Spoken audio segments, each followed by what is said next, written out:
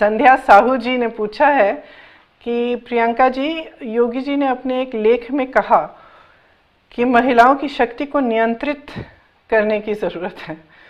आज वो मुख्यमंत्री हैं, आपका क्या सोचना है इस कथन के बारे में?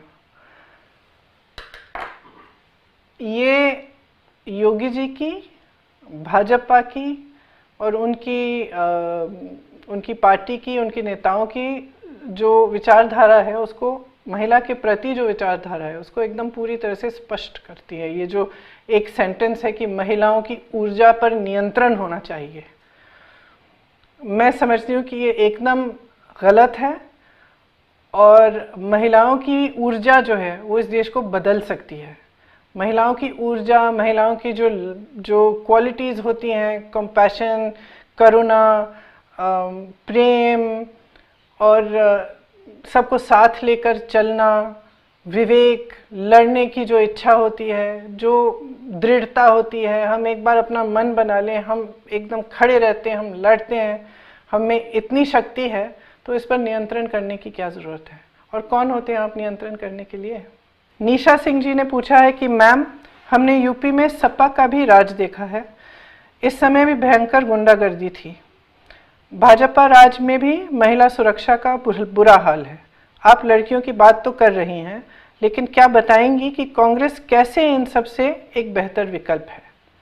निशा सिंह जी ने पूछा है। निशा, आपको परखना पड़ेगा, तभी असलियत पता चलेगी, लेकिन मैं इतना कह सकती हूँ कि हमारी राजनीति और जो दूसरी पार्टियां हैं उनकी राजनीति में फ़र्क ये है कि हम समझते हैं कि हम आपके प्रति जवाबदेह हैं।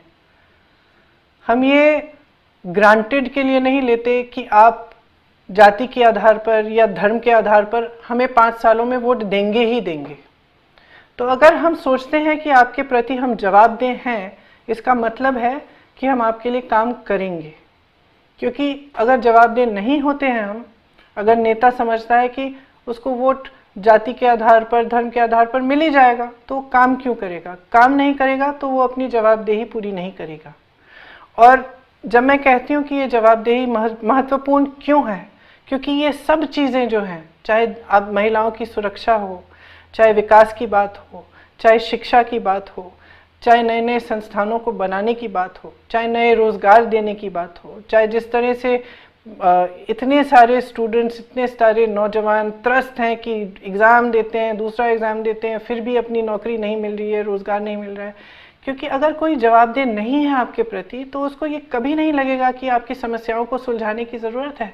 और कांग्रेस में मुख्य तौर से फ़र्क क्या है कि हमें मालूम है कि हम आपके प्रति जवाबदेह हैं। हम समझते हैं कि हमारी ड्यूटी है, हमारा धर्म है आपके लिए काम करना। हम ये नहीं समझते कि आपके लिए कुछ करना एक एहसान है। तो ये सबसे बड़ा फ़र्क है। और ये फ़र्क जब सरकार बनती है तो सरकार में दिखता है ये फ़र्क। अगर कांग्रेस की सरकार रही तो आप अक्सर सुनते होंगे भाजपा के लोग कहते कि 70 साल में क्या किया। लेकिन अगर आप 70 सालों में देखें कि क्या किया, तो इतनी सारी उपलब्धियां हैं।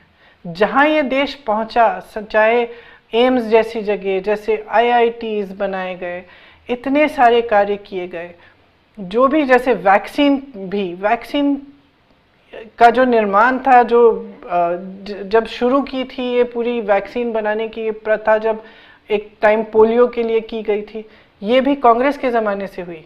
क्यों? क्योंकि एक ऐसा नज़रिया था कि इस देश को आगे बढ़ाना है और ऐसे कार्य करने हैं जो ठोस हैं, जिससे विकास होता है, दिखावे के लिए नहीं। आपने 7 सालों में क्या देखा है? ऐसा कौन सा कार्यक्रम, ऐसी कौन सी संस्था बनाई है भाजपा ने? आपने पिछले महीने में जब चुनाव आ रहे हैं तब आप देख रहे हैं कि कहीं पे एयरपोर्ट का फाउंडेशन स्टोन लग रहा है, कहीं पे हाईवे का उद्घाटन हो रहा है, लेकिन पिछले 5 सालों में क्या हुआ? चुनाव के समय क्यों हो रही है ये बात? तो ये जो 70 साल का सवाल है, उसका मैं अक्सर सोचती हूँ कि आप 70 साल के बारे में पूछ रहे हैं, लेकिन जहाँ आप खड़े हैं वो तो 70 साल का फाउंडेशन लगा तभी आप खड़े हैं। 7 सालों में आपने क्या किया है? तो सबसे बड़ा फर्क ये है कि हमने करके दिखाया है और